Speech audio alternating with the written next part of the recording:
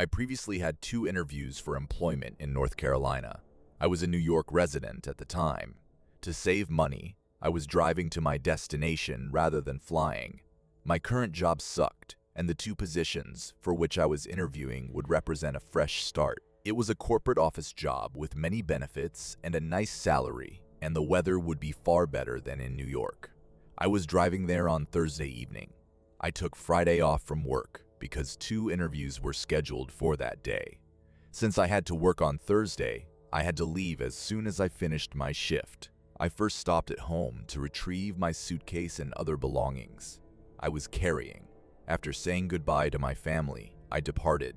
I had over 8 hours of driving ahead of me. My ETA was in the early morning hours, about 2 a.m. My destination was a comfort inn. I drank roughly 3 cups of coffee during my first several hours of driving, and I was fine for a while. But if you are already exhausted, no amount of coffee will keep you going. The night before, I didn't get much sleep because I was anxious about these interviews, and after a long day of work, the last thing I wanted to do was drive for nearly 9 hours. It was already late at night, and I had around 2 hours of driving left. Late at night on a weeknight, there were relatively few other vehicles on the road. I was beginning to feel sleepy, but I knew the majority of the travel was over. Suddenly, I observed a man in a suit standing by the side of the road, not walking and not moving. He was facing my vehicle, and as I passed him, I observed his face twisting to follow it. I exclaimed, "What the it was truly peculiar." I nearly considered reversing course and asking if he needed a ride. He was in a suit in the middle of the highway at approximately 12:30 a.m. I imagined scenarios such as his girlfriend having kicked him out of the vehicle. I did this because I felt as though my mind was wandering away. Then, something terrifying transpired. Approximately 10 minutes later, I spotted a second man on the side of the road, also dressed in a suit and similarly just standing. What the heck was happening? I slowed down to pull over to the side of the road and either give a ride or inquire if everything was okay. I have no idea what I was thinking, but when I was almost stopped on the shoulder and looked in the rearview mirror before turning around, the man was gone, as if he had simply vanished. I pressed the accelerator and returned to the road. I had lost my mind. I needed another cup of coffee. I had perhaps an hour and a half remaining at this time. I stopped at the first available rest station and purchased a medium coffee. I sipped a few drinks, but while I sat in the parking lot of a rest area gas station, I noticed a man in a suit standing beneath a lamppost. Same guy. This time, I had a more distinct view of his face. He appeared to be a white middle-aged man with short, dark brown hair, a neat shave, and a neutral demeanor.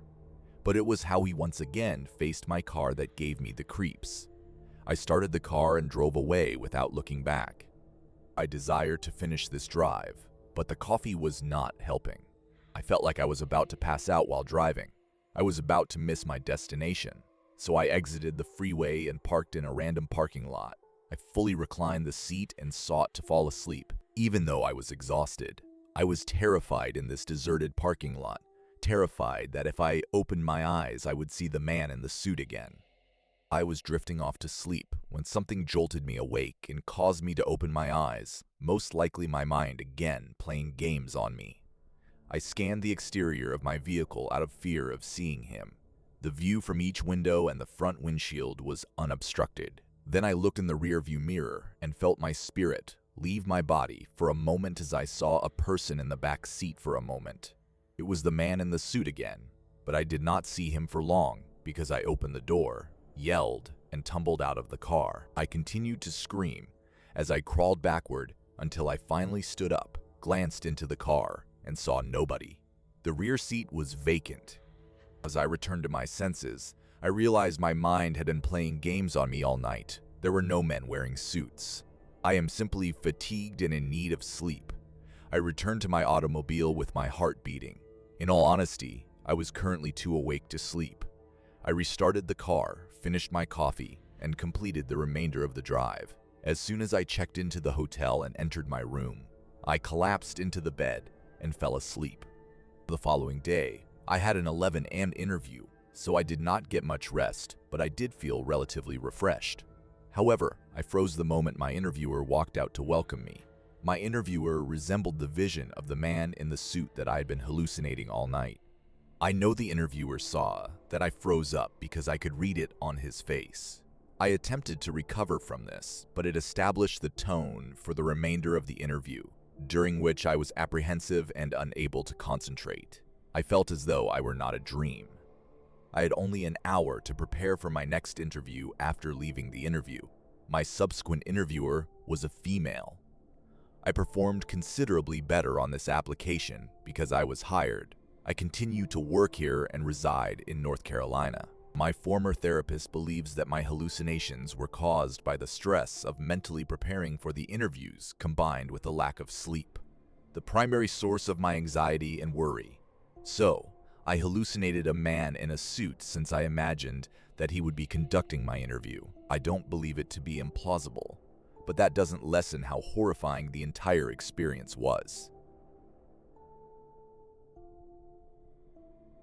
One night, I was driving in Clearfield County, Pennsylvania to avoid traffic on my way home. At this time, it was probably a bit after midnight, and the road was practically desolate, just the way I liked it.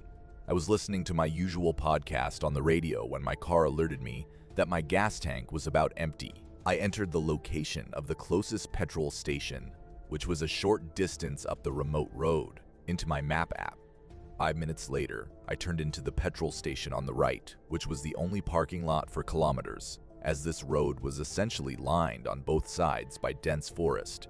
The gas station was a generic, nameless establishment. I pulled up close to the pump and observed a man filling up his rusty pickup truck. He was glancing at me as I passed him and entered the store. Inside the store, I purchased a cup of coffee and paid cash for gas. When I returned outside, I observed the man at the gas pump getting into his pickup truck and leaving. After a few minutes of refueling, I returned to my vehicle and began driving. But within a minute of leaving the gas station, I spotted the identical pickup truck parked on the grass by the side of the road. It was turned off and sitting idle near the trees. Interesting. I continued driving while checking the rearview mirror to see whether it would activate. Nope. I reactivated my podcast and resumed driving. However, after a few minutes, I heard another ping from my car. My dashboard display indicated that one of my tires was extremely low on air. I slowed down and began to hear a shaky sound. The moment I opened a window, I realized I had a flat tire. I drove over to the shoulder and proceeded to investigate. It was my driver's side rear tire. It was level. I did not believe that I struck anything. I would have felt it. What if the man at the petrol station sliced it? Sprang into my mind. I pulled out my phone and searched Google for the number of my roadside help business. Oddly, I heard the engine of a car or truck a short distance behind me, but I did not see any headlights. It was pitching black underground. The motor noise then abruptly stopped, and there was once again silence. I went to my trunk to retrieve the soft flashlight my father had given me as a Christmas present one year. I seized the long light pole, activated it, and directed it down the road. About 200 feet distant, I saw the reflection of a truck's headlights on the side of the road. Again, resembled that pickup truck. I gasped and dashed into the forest, where I hid behind a large shrub and tree. I reached for my phone and dialed 911. I heard the vehicle down the road start up, and this time the headlights were illuminated. I heard and saw the vehicle pull up next to my car through the bushes, and after a few moments of silence, a man yelled, "Do you need assistance?" I knew that I should not respond. I dialed 911 and whispered my location, the fact that my tire had been slashed, and that I believed the perpetrator was following me. The woman asked a series of routine questions, requesting that I describe the man and his truck. I heard the door of the truck open and close. I informed the woman over the phone that the male exited his pickup. She instructed me to remain concealed in the forest if I believed he posed a threat. She inquired whether I could determine if he was armed, at which point the phone ended. I had poor cell phone reception here. I hoped she would call me back while I waited. I'm sure she tried, but the transaction failed. I heard the sound of another vehicle passing on the road. It was decelerating. Then I heard someone speaking. It was another man. I crept closer to the forest edge to see the road. I observed the driver of one pickup truck standing next to another loaded pickup vehicle in the road's center. He was conversing with someone in the truck. I overheard the scary man offering a fabricated excuse for what was occurring. At that point, I ran into the street, shouting, "Help!" I have never met him. The man in the truck and the man who followed me both turned their attention to me. I told the men in the truck that this individual cut my tire and followed me to this location. The man in the truck regarded the man with a worried expression. The strange dude tonight said he had never seen me and had not tampered with my tires. Simultaneously, he dashed to his pickup truck, began backing up until he cleared both of our vehicles, and then departed. The driver of the other pickup truck inspected my flat tire before offering me a ride into town.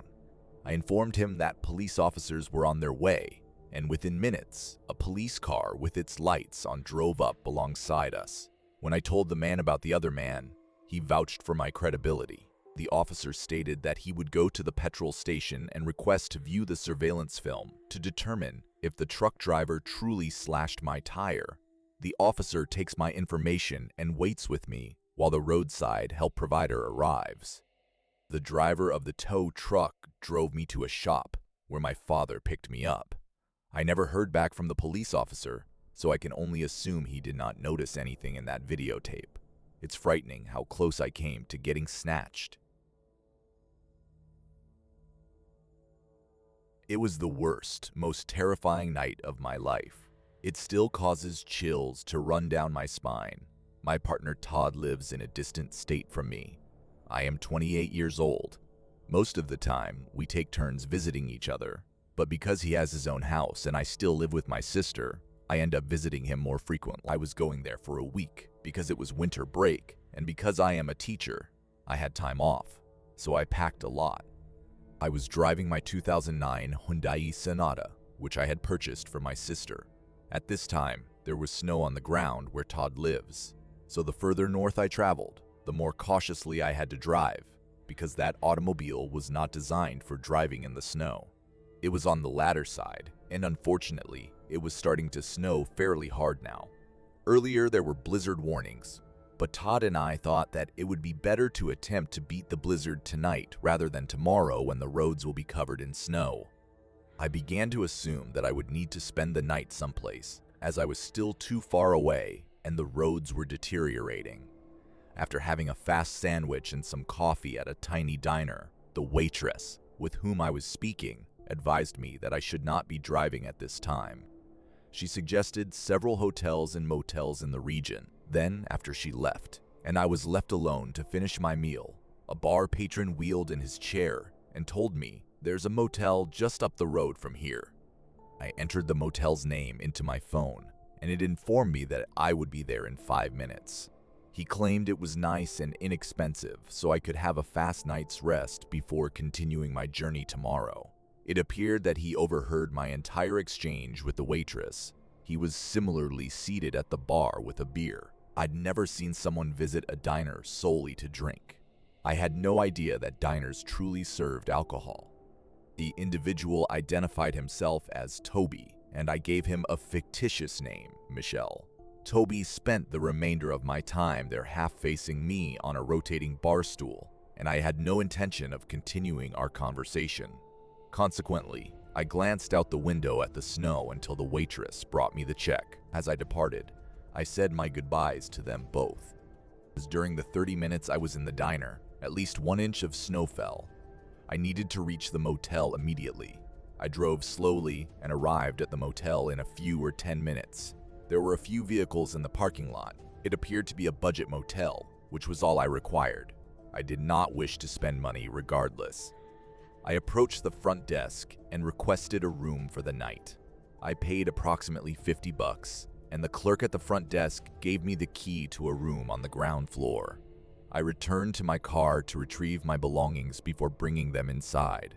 It was a little space with garish wallpaper, a queen-sized bed, and a red carpet. It was suitable for the evening. I attempted to FaceTime with Todd, But there was no reception here. Wi-Fi was available at the motel, but the password was likely kept at the front desk. Therefore, I relaced my shoes and dashed through the snow to the front desk. I observed a new automobile in the parking lot on my way to the location. I observed someone sitting inside, but I didn't bother to investigate because, truly, who would do such a thing? I entered the password after the man at the front desk pointed emotionlessly to the free Wi-Fi sign with the password. After 1 minute, I was connected.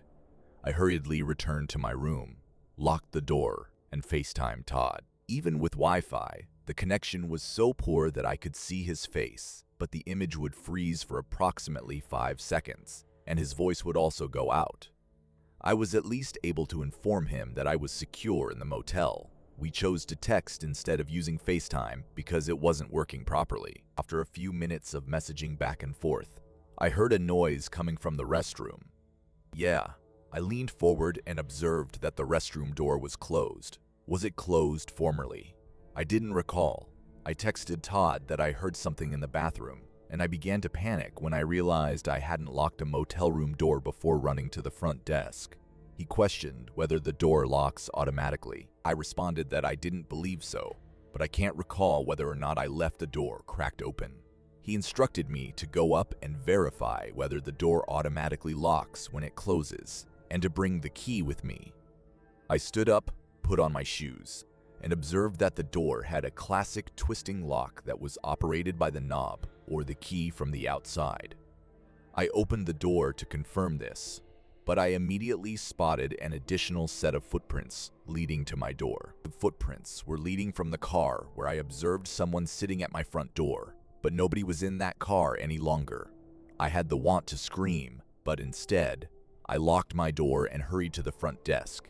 I screamed to the man that an intruder had entered my room. The front desk employee was not a hulking bodybuilder, so I doubt he intended to confront anyone. He told me to wait inside and then dialed a number. I believed he was phoning the police, but he began speaking in a foreign language instead. I believe he called a friend or business associate. He hung up the phone and instructed me to remain seated with him. I let out a scream as I saw the door to my room open, and that man, Toby, from the diner walking to his car while I was positioned in a position where I could see through the glass to my room. We lost sight for a moment before he reversed his car into the unplowed roadways and disappeared slowly down the road. Later, the front desk employee's colleague friend, or whoever it was, arrived. He was a large man who had little knowledge of English. I don't know what they were saying to each other, but the front desk employee informed me that he would offer me a different complimentary room to make me feel better. I did not feel better, but I had no other options for accommodations at this time. I accepted the new key, and the two men assisted me in moving my belongings into the new room. Todd offered to visit, but I declined his offer. It would be very difficult and unsafe to drive in the snow at night. The following morning, the streets were sufficiently plowed for the remainder of the journey to Todd's. Looking back, I don't like how that motel staffer probably didn't call the cops because he didn't want his motel to attract any negative attention. Called the restaurant to alert them about the man. I no longer have faith in strangers after this.